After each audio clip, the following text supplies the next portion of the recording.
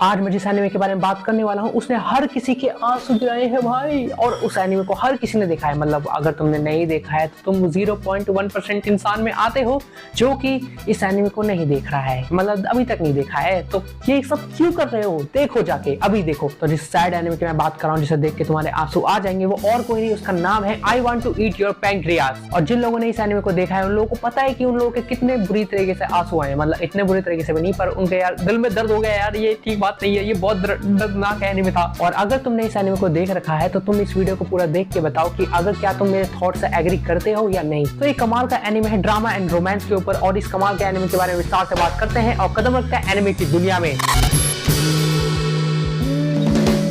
तो सबसे पहले मैं इसकी स्टोरी हल्की सी बता देता हूँ, ऊपर ऊपर समझा देता हूँ, जिससे मैं उसके बाद अपने थॉट्स शेयर करूंगा।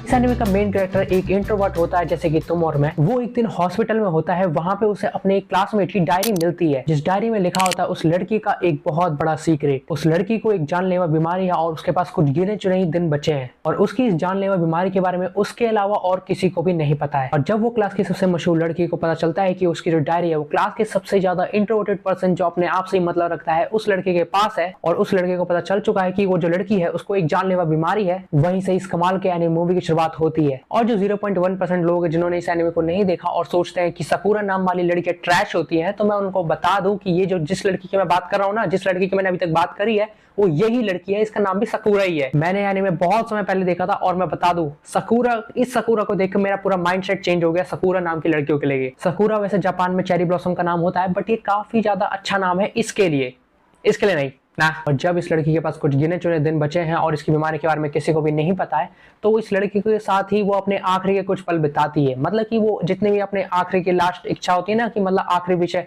कि ये करना चाहता हूँ मैं, अपने आखिरी दिनों को कुछ खुल के जीना चाहती है, और इसीलिए वो लड़का उसका साथ देता है, क्योंकि वो मरने वाली है। और वो उसने प्रॉमिस किया उस लड़की को, इस लड़के ने उस लड़की को प्रॉमिस किया है कि वो उसकी बीमारी के बारे में किसी को भी नहीं बताएगा जब तक वो मर नहीं जाती। तो ये जो लड़का है वो उस लड़की के मरने तक उसके साथ ही रहता है, और उसकी जो जो आखिरी विश होते हैं जिससे वो खुश हो सके उसका हमेशा साथ देता है। और जैसे जैसे हमारा मेन कैरेक्टर इस लड़के के साथ रहता है, वो एक जिंदगी जीने का एक नया नजरिया देखता है, जहाँ पे हमारा मेन कैरेक्टर अकेले रहने की वजह से और बहुत सारे काम और पढ़ाई की वजह से हमेशा अकेला रहता है, और अपने जिंदगी के कुछ दिनों में अपनी खुशियों को भूल जाता है कि खुशियां होती कैसी हैं। वहीं ये जो लड़की है वो हर एक दिन इस लड़के को, हमारे मेन कैरेक्टर को, खुशी का असली मतलब सिखाती है। क्योंकि जो हमारा काम है वो जितना जरूरी है, हमारा खुश रहना भी उतना ही जरूरी है। तो जितना तुम अपने काम को प्रायोरिटी देते हो उतना ही अपने खुशी को भी प्रायोरिटी देना सीखो। जैसे जैसे समय बीते बीते वो भूल सा जाता है कि उस लड़की की जो है वो डेथ भी होने वाली थी, और वो एक दिन कैफे शॉप में उसका इंतजार कर रहा होता है। उसका कॉल आता है कि मैं अभी आ ही रही हूँ। वो लड़की आने वाले होते कैफे शॉप में, और तभी वो वहां पे लड़का बैठा रहता है। शाम हो जाती है,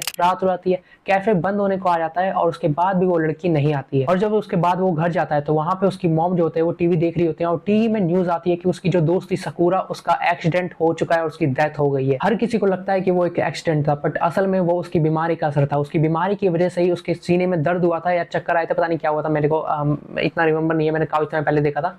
इस वजह से वो गिर गई थी और जो कार है वो उससे टकरा गई थी और एक्सीडेंट हो गया था, और इसी वजह से वो उस कैफे में नहीं आ पाई थी। वो जो लड़का होता है वो उस बात को इतनी जल्दी भुला नहीं पाता है। वो काफी दिनों तक मतलब वो जो उसकी डेथ एनिवर्सरी या जो भी बोलते हैं, मतलब जब कोई मर जाता है तो उसके जहां जाना होता है ना, जापान में जापानीज मूवी में अगर आपने देखा होगा अक्सर एनिमेज में, उसके फुनरल में भी वो लड़का नहीं जाता है। यहाँ तक कि वो अकेला रहने लग जाता है काफी समय तक, और उसके बाद 10-15 दिन काफी समय बीत जाता है।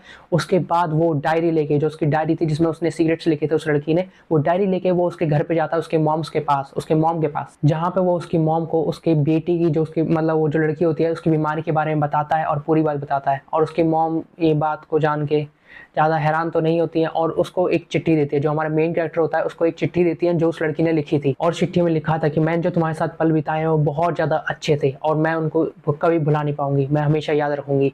और मैं उम्मीद करती हूँ कि जैसे तुम मेरे साथ खुश रहे हो तुम आगे भी वैसे ही खुश रहो, और एक सबके साथ दोस्ती बना के रखो, और अपनी जिंदगी को खुल के जियो, और अपनी जिंदगी को जैसे चाहे वैसे खुश रह के जियो। और ये पढ़ने के बाद वो इतना तेजी से रोता है कि कसम से आंसू से आ जाता है। वो इतना ज्यादा रोता है भाई, उसको वो सीन जो होता है ना आंसू दिलवा देता है, किसी के भी आंसू दिलवा सकता है वो सीन। जिसके बाद वो जो मेन कैरेक्टर होता है वो काफी ज्यादा अपने उसके जितनी फ्रेंड्स थे, वो जो लड़की थी उसके जितने फ्रेंड्स थे उनको बता देता है, उनको भी बताता है, उनके साथ रहने लग जाता है, काफी सारे अलग और भी फ्रेंड्स बनाता है। और काफी ज्यादा खुल के जीने लग जाता है। उसने मतलब एक तरीके से काफी कुछ सीखा उस लड़की से, और वो जो लड़की थी उसकी डेथ वेस्ट नहीं गई, उसकी डेथ से हमारे मेन कैरेक्टर ने बहुत कुछ सीखा है। कुल मिला के हमारा मेन कैरेक्टर सीख चुका था कि हमें अपनी जिंदगी ऐसी जीनी चाहिए जैसे हमारा वो आखिरी दिन हो। मतलब कि जो हम काम कर रहे हैं अगर वो मेरा आखिरी दिन होता तो क्या मैं तब भी खुश होता? तो अगर वो मैं खुश हूं तो मुझे कोई दिक्कत नहीं, मैं वो काम हमेशा करना चाहूंगा, तो वही काम मुझे हमेशा करना है। तो बस यही थी एनिमे की स्टोरी। बहुत ज्यादा कमाल था यार, ये एनिमे की मूवी बहुत ज्यादा कमाल थी कसम से। मैंने इस एनिमे को देखा था तब मुझे बहुत ज्यादा मतलब कोई आइडिया नहीं था कि क्या हो सकता है, बट जैसे जैसे मुझे पता चला और जब उस लड़की की डेथ हुई तो भाई मुझे बहुत ज्यादा अजीब सा लगा, बहुत ज्यादा अजीब लगा था। मैं सोचू यार ये क्या हो रहा है वो मेरे को लगा वो लड़की बच जाए यार, मैंने बहुत सोचा कि कैसे ही बच जाए यार, पर नहीं बची यार। बहुत बुरा लगा मुझे इस बात के लिए। और वो जो हमारा मेन कैरेक्टर था उसका वो इंट्रोवर्ट टाइप जो उसका कैरेक्टर प्लॉट था, मतलब उसको जो डिजाइन कर रखा था एक प्लॉट पे कि मतलब वो इंट्रोवर्ट टाइप का होगा जैसा होगा, वो थोड़ा सा रिलेटेबल सा लगा कि थोड़ा सा मेरी लाइफ से थोड़ा सा रिलेटेबल लगा कि हाँ यार कुछ इसी टाइप का हूँ, तो थोड़ा सा ठीक है, इसमें कोई वो बात नहीं है। पर वो थोड़ा सा ज्यादा ही खुल के नहीं जी रहा था, थोड़ा सा जो करना चाहता वो करना तो था उसे, बट अब वो खुल के कर रहा है तो चलो इन दी एंड इसकी एंडिंग से भी मैं खुशी हूँ। बस वो सकूरा लड़की याद रहेगी। अक्सर मैं जहां तक जितने भी एनिमे मूवीज देखता हूँ, सैड वगैरह भी देखता हूँ, तो मुझे इतने ज्यादा पेनफुल लगते नहीं है वो, मुझे इतनी जल्दी कोई रुलवा पाता नहीं है, कोई भी नहीं यानी। इसलिए इसमें मैं लगभग रोया तो नहीं था इस वाले एनिमे में भी, पर इसमें लगभग आंसू तो आ गए थे, लगभग आए थे। बहुत ज्यादा मतलब टफ था यार ये एनिमे, बहुत ज्यादा सैड था मानता हूँ। बहुत अच्छा लगेगा तुम्हें शुरू से लेके एंड तक अच्छा लगेगा, लेकिन जब मतलब ये शुरुआत में तुम्हें बता देंगे इस एनिमे का सबसे पता है पीक पॉइंट क्या है कि ये तुम्हें शुरुआत में बता देगा कि ये लड़की मरने वाली है, और जब ये मरने वाली है ये बता देगा ना, उसके बाद ये एक ऐसी जर्नी पे तुम्हें ले जाएगा, ऐसी जर्नी पे ले जाएगा कि तुम्हें उससे कनेक्ट कर देगा कि तुम भूल से जाओगे कि ये लड़की मरने वाली है, और एक पल में अचानक से सब कुछ ठीक चल रहा होगा और एकदम से ये मरेगी और टप तुम्हारा दिमाग क्लिक करेगा। तो इस एनिमे की यही खास बात है कि ये शुरुआत से लेके एंड तक जो एक जर्नी पे ले जाता है ना, तो यही इस एनिमे की खासियत है। और जो उसकी डेथ जो क्लिक करती है दिमाग को, यही इस एनिमे का मेन पॉइंट है भाई, यही तो है, यही इस एनिमे में मुझे सबसे ज्यादा खास लगा भाई, यही चीज खास लगी। तो कुल मिला के यार A1 एनीमे था, तुम देखना चाहो तो देख सकते हो। जो 0.1% लोग हैं जिन्होंने नहीं देखा तो देख लो यार, देखो बहुत कमाल के होते हैं एनीमे यार, ऐसे और भी कमाल कमाल की मूवीज है। मैं चैनल भी सब्सक्राइब कर दो, मैं तुम लोगों को रिकमेंड कर ही दूंगा। और जिन लोगों ने पहले से देख रखा है वो मेरी राय से क्या मैच कर पाते हैं, और क्या मैंने इसको सही बोला, जितना भी मैंने बातें बोली क्या मैंने सही बोली इसके बारे में, कमेंट में अपनी राय जरूर बताना यार। लेकिन मेरी एक शिकायत है, इसकी इस एनिमे से नहीं है मेरी शिकायत, इस एनिमे की रेटिंग से शिकायत है मुझे, रेटिंग से और एनिमेशन स्टूडियो से। चलो अब इस एनिमे की रेटिंग और एनिमेशन के बारे में बात कर ही लेते हैं। मैं बता दूं कि मुझे IMDb पे इसकी रेटिंग यार मुझे थोड़ी सी ज्यादा चाहिए थी। मुझे लगा कि और भी ऐसे एनिमे हैं जिनकी जिसकी ना इससे ज्यादा रेटिंग है। भाई इससे ज्यादा क्यों है, वो इससे अच्छी भी नहीं है तब भी इससे ज्यादा रेटिंग है।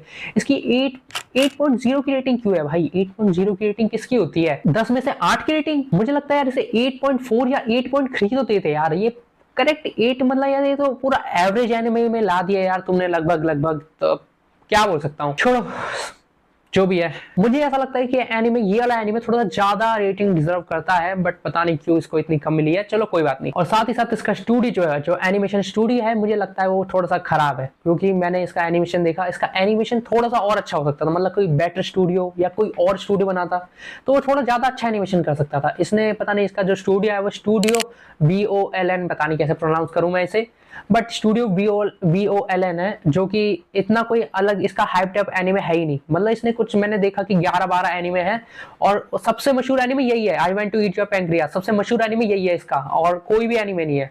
और इसका एनिमेशन ही मुझे इस मूवी में ज्यादा अच्छा लगा नहीं, तो बस यही एक शिकायत थी मुझे। मतलब इससे भी ज्यादा अच्छा एनिमेशन हो सकता था, मतलब और अगर कोई स्टूडियो चुनते तो इससे भी ज्यादा अच्छा एनिमेशन होता है यार कसम से। ये एनिमेशन थोड़ा सा फीकापन डाल देता है इसमें। बट अगर आपको एनिमेशन अगर भूल जाओ, मतलब एनिमेशन अगर आप मतलब समझ लो कि काम चलो ठीक है, एनिमेशन को थोड़ा सा साइड रख दो, तो फिर भाई ये टॉप नॉच एनिमे है, एकदम जबरदस्त। और जैसा कि मैंने बोला कि अगर तुम लोगों ने एनिमे नहीं देख रखा है तो देख लेना, और जिन लोगों ने देखा है तो यार मुझे कमेंट करके बताना कि मैंने इस एनिमे के बारे में सही बोला कि नहीं बोला।